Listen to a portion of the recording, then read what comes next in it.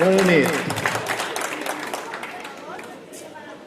El dia d'avui, de l'any 1978, ens van dir, ara que són festes, aneu a comprar dècims de la grossa.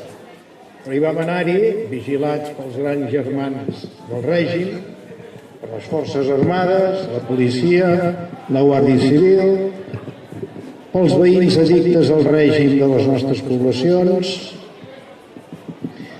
Per tant, recordem el dia d'avui, del 1978, a l'estat espanyol es va celebrar el referèndum per la Constitució, l'actual i vigent, i sembla que inamovible, la Constitució del 78. Situem-nos cronològicament, és important fer-ho, i que tinguem memòria.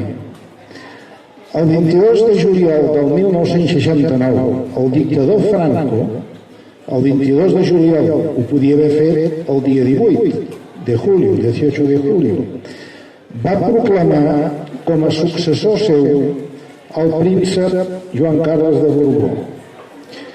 El 20 de novembre del 75, Franco va morir després de 36 anys de dictadura.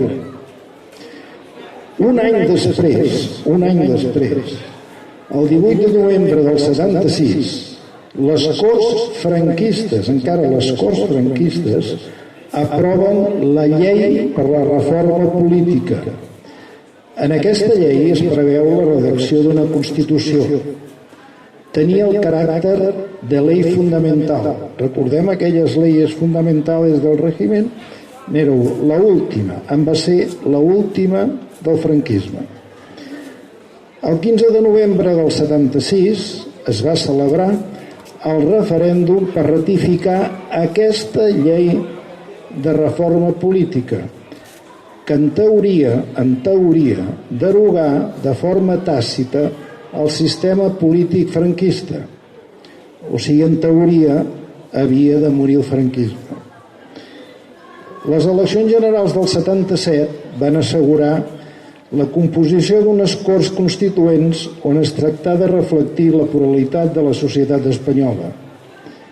Això va dur que coincidíssim en l'interès pel canvi, gent del règim, l'oposició democràtica, que innocents érem en aquell temps, i una part de l'oligarquia econòmica. Aquest sí que se la sabia llarga, i fins i tot crec que ara mateix se la saben més. Les eleccions del 15 de juny del 1977 foren les primeres democràtiques després de la dictadura franquista, assumint la tasca de redactar una Constitució. Per primera vegada des de la Segona República teníem un Parlamento format per diferents partits polítics, un Parlamento plural.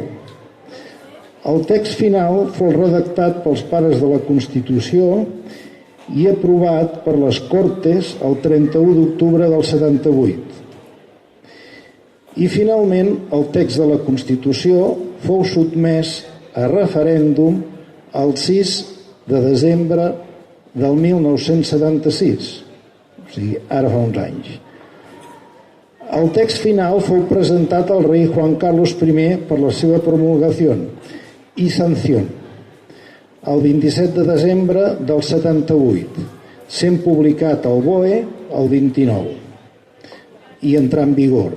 I també fou imprès i a les tapes, si ho recordeu, hi havia aquell famós, a les primeres impressions, el famós aguilucho, encara hi era. Per tant, després d'una llarga etapa de dictadura, teníem la necessitat de proclamar una Constitució.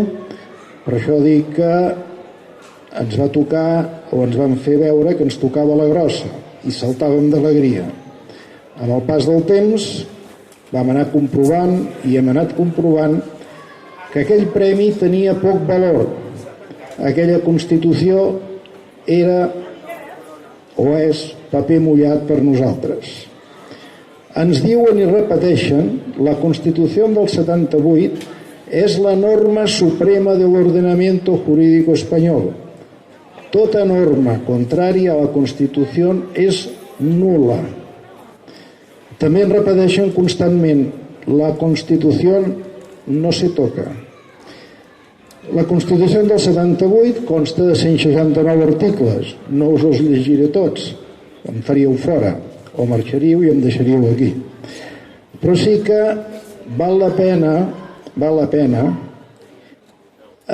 llegir el preàmbul. El preàmbul és el resum, ve a ser el resum, l'etiqueta que posen en un embolcall d'un producte i ve a dir les benaurances d'aquell producte, no? El preàmbulo de la Constitución.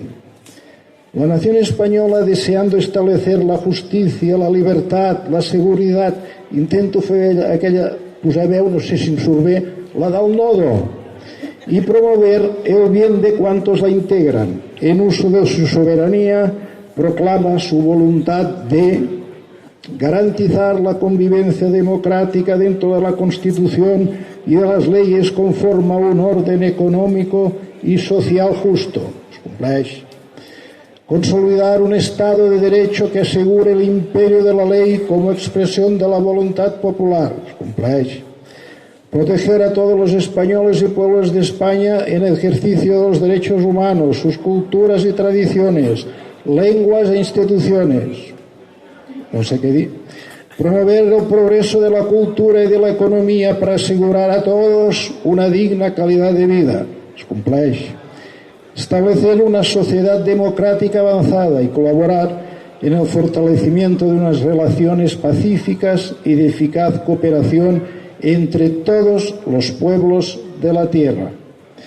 En consecuencia, las Cortes aprueban y el pueblo español ratifica la siguiente Constitución del 78.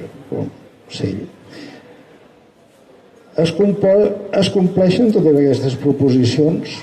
Vosaltres ho sabeu millor que jo. Què ens toca fer? Evidentment, fer efectiva la república i, com ha dit aquests dies el president Torra, redactar la nostra pròpia Constitució.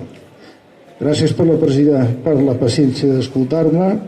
Llibertat, presos i preses polítics, exiliats i exiliades.